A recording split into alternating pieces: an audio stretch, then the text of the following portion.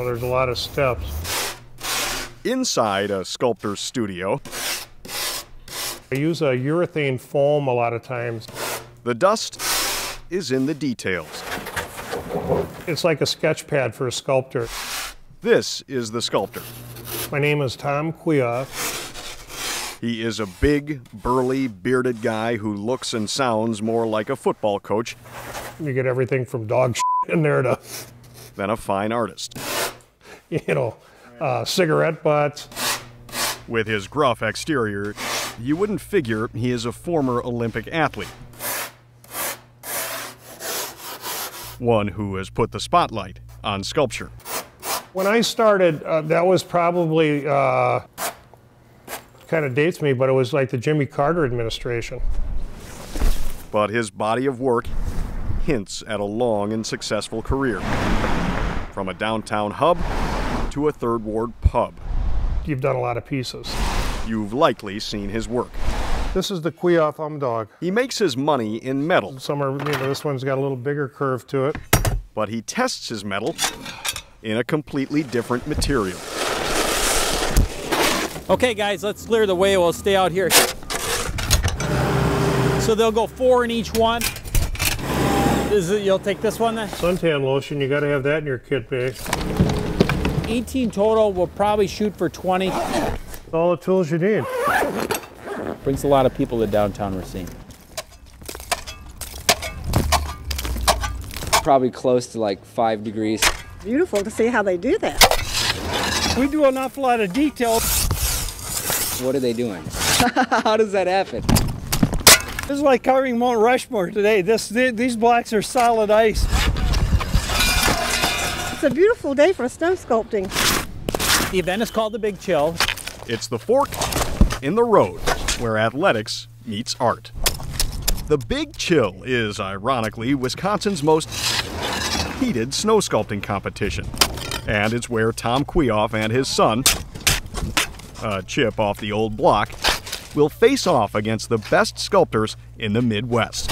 It's one of the few opportunities you really do get to just do something that you really want to do. According to the Olympics, this is actually a sport, one requiring the skills of the studio. Not a sport, you say? Good exercise. Just ask the sculptors if there's any work in artwork. Yeah, you can't wait too long. You got no water left. 16 two-person teams have 48 hours to turn an 8-by-6-foot block of solid snow into a sculpture. Where do we start? You got this giant cube of snow. How do we get a sculpture out of this? Mark this off every foot.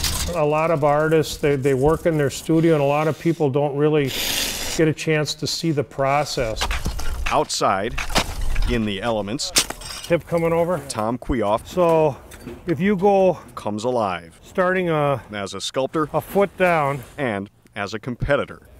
6. He doesn't want to be confined by that. He wants to let the block move him, kind of like Leonardo da Vinci. He said the block told him what to carve. Getting out of the studio and doing something this scale is amazing.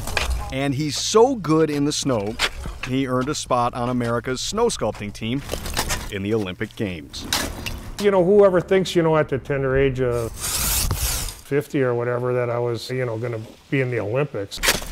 He won a bronze medal, as he remembers in this home video. And the mayor of Iyama is on the stage, and he goes, the bronze medal goes to America. And I can remember going, shh, because everybody always says Team USA. And all of a sudden, people are patting me on the back, and you get the realization you just won an Olympic medal. They ran a beautiful event. That's pretty good.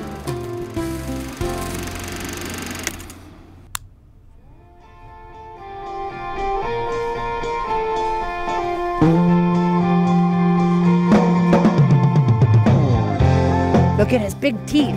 You say scary. I sum it up with the little kids' expressions when they come around. Whoa, look at that horse over there.